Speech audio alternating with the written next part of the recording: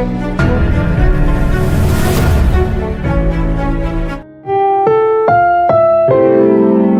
programang ito ay rated SPG. Striktong patnubay at gabay ng magulang ang kailangan. Maaaring may masiselang tema, lengguwahe, karahasan, sexual, horror o droga na hindi angkop sa Welcome back mga ka-Episode Plus at narito mga dapat nating abangan dito nga lang sa abot kamay na pangarap kung saan nagtagumpay nga itong si Moira at malaya na nga siya at nakatakas nga siya ng bansang Pilipinas at ngayon nga ay nasa Japan na siya.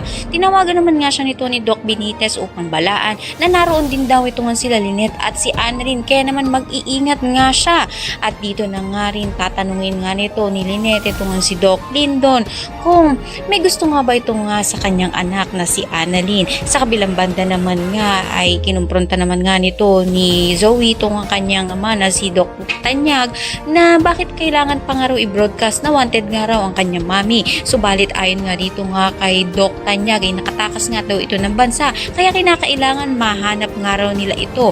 Dito na nga rin makikita nga nito ni Annalyn ito nga si Moira sa Japan kung saan ito nga ang susumbong sa kapulisan na ipahulit padampot na nga ito. Kaya naman sabay-sabay nga natin pakatutukan ang nalalapit nga na pagbabayad nga nito ni Moira sa lahat ng mga kasalanan nga niya sa kulungan. Ang lahat na yan ang mga natin. Maraming salamat sa ibalik.